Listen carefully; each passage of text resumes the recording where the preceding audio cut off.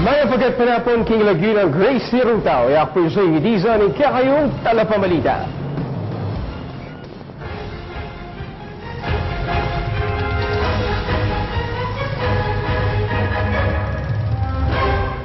Bista man erektang tinod kiti bansay bagyong maring mapilang dakin ng probinsya ing makalbog na katunayan na bengi enami patudtud ding mapilantang kabalen uling babanten dapin ing level ning denum.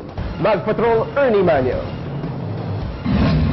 Ingalampat ng pamanuran manibat na bengi, ing sangkan nimpa nga suspindi ng klase keti lalawigan ngening Aldo, kening balending minalin. Emi patutudreng mapilang memaryo, kakabante mo king level ning danum king tail dike. Nandun pang mga alas 3. Nandun na pa ini. Kabang kini namang barangay Juliana, ang San Nicolas king syudad San Fernando, ngiras hanggatud ing danum. Matas mo rin ing albog king barangay San Matias king Balen Santo Tomas, at timtimang adwang talampakan na. Lina po na rin ing danum, king sapa kening barangay Santa Cruz, Balen ning Lubao. Makayantabe naman ing Pampanga DRRMC, ang makasadya ka nung kumilos, lakwas nung kailangan ng ilikas reng mapilang memalen. Ernie Manyo, Patrol ning Pilipino. Danumali na po daniling tail diking balening minalin pigakarugan ngeni. Ding mapilandamong kabalen uling iti mamit-amit kanong mabitas. Magpatrol Trisha Mastoles.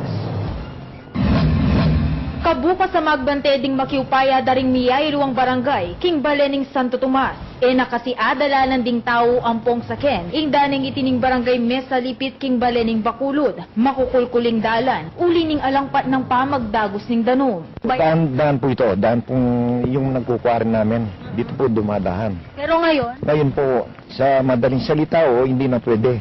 lina po naman ning danum king tail dike, danening barangay Santa Rita at Santa Monica king balening minalin. Ing resulta, mapilan kareng bale ding mamitamit ng luba ning albog, kabang ing meto ngay ni, tatalakad pa, o ning mengaring tutukiking dagus.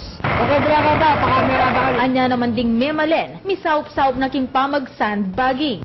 Ang depensa natin dun sa sa dike natin. Kasi kagabi konti na lang talaga mag-overflow na. Uli ning pikakarugan na lumapo ang danum kareng fish pen. Maranon ng sinakading asan. King salukuyan base king report ning PDRRMC. Meto nga metro na yung beba ning danum lele ning dike. At iti balaw sa mumonitor pamuri ning opisina. Sakaling etok ng inguran, amalyaring maging resulta ning balaw sa pamaglapo niti. At kailangan ng ilikas, ding makatok ng malapit king dike. Trisha Mostoles, Patrol ning Pilipino. Bagyong maring asang kanpining pamanuran keti bansa, mamit-amit pa kanong magluwat king Philippine Area of Responsibility at pangyan king pag-asa. O ini, ing weather update. Alangpat ng pamanuran na namaning sa lukuyang araranasan keti probinsya, yan pauli ng bagyong maring at supamurin kilub ng Philippine Area of Responsibility. Abistaman erektang tinod king bansa, pasik na nga naman kanuniti ing anging abagat. Sa bagyong maring, kanginang kagabi, alas 10 ng gabi ay namataan yung kanyang pinalalagyan sa 550 kilometers east of Itbayat, Batanes. Nakaka-apekto lang naman ngayong mga pagulan, hindi naman tayo apektado nitong bagyo na ito, ay ang pinalakas niyang southwest monsoon na nakaka-apekto sa buong bansa. At uli ng 7 km per hour bilis ng angin ng bagyo, iti kanumamit-amit magluwat pa hanggang Miyerkules o Huwebes. Posibleng magtagal sa base rito sa ating track na ito yung matagal pa siya bago makalabas ng ating par. Within 72 hours pwede na siyang lumabas. Migpalwal na namang gale warning ng ahensya. Anya naman abiswan ding memalen lakwas na detang makatok ng Bebe Ilog ay nadarayo paking daya. Mapanganib po yung paglalayag sa atin ng mga kababayan. Mag-ingat po sa flash floods. Antini mo naman kareng lugar ang makatok ng kareng mialbugang lugar. Napanayang mitaspeng danum at tamping lumikas nung kailangan.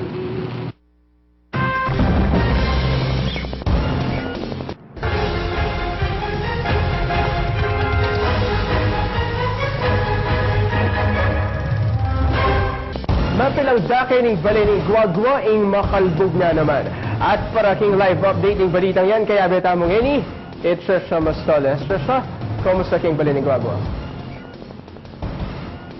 Albog, King Balening, Guagua at 70 ng pamilya ding may evacuate keti. Anya naman oneng dening residente ng area ni magpumilit pamuring magbalik. Kareng-karelang bale sumangid ning panahon.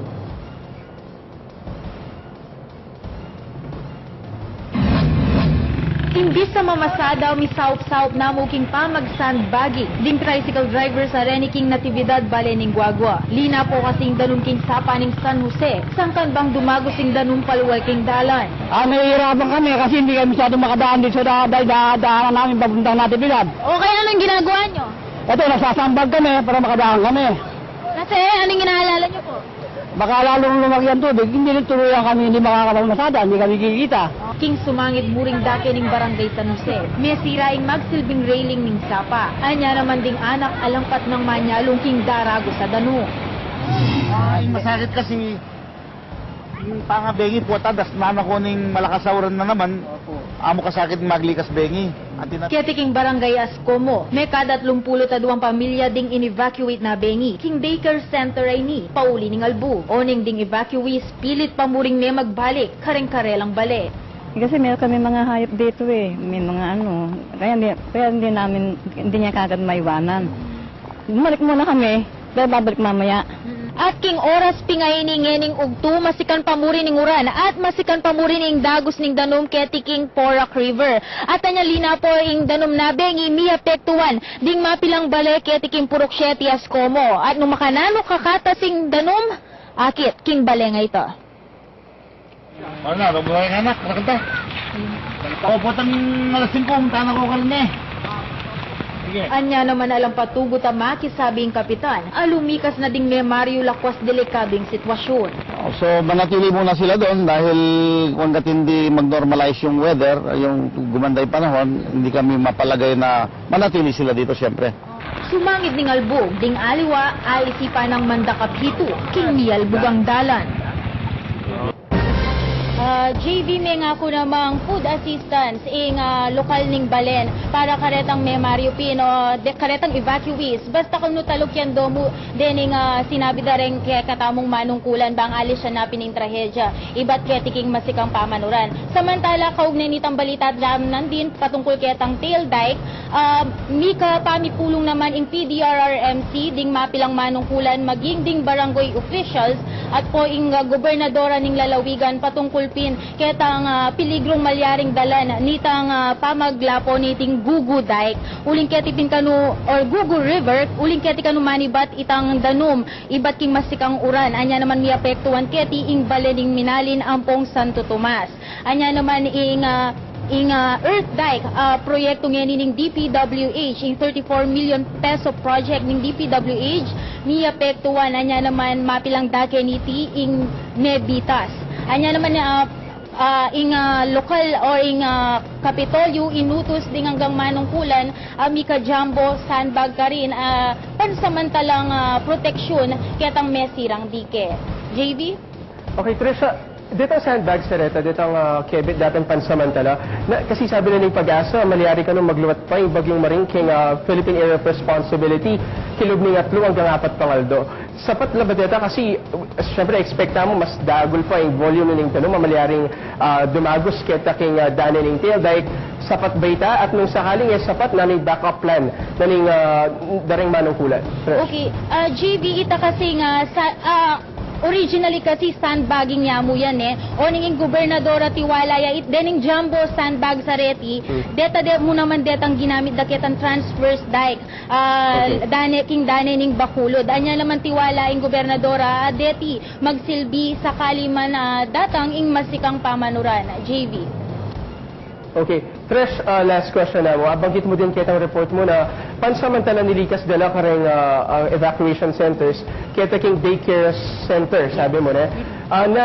Bring us sabihan, ng daycare center dala transfer detang apektadong Memalen, buri ng Sabyan, apektado naman yung pamagaral, daretang anak, kamagaral ka rin? Yes, JV, nandin pingabak ni Mika suspension napin king klase, king balen mismo ning guagwa. Anya naman, pansamantala, kabang alalabang tunangan, keta mo rin, atin mo rin kasing covered court ka rin na malyari ng tuknangan dening may sabing residente. Anya naman, talagang medis may agyang pakanano ining kaya katamong kapitan king may sabing barangay, uling kadatang nakitang daycare center alayang disan, uling pinmemag sila kono detang residente. Anya paulit-ulit panawagan ning kapitan asana makiabela din ning kaya katamong residente bang alisya napin ing trahedyo.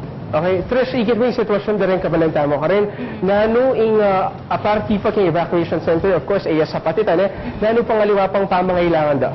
Of course, JV, tuna ken itang pamangan. As of now kasi alatang pang ikita damages karela. Like itang keng pitutura no na naman karetang balik kasi dinurot mo ka rin at ikita naman na ala naman makantang karagula danyos.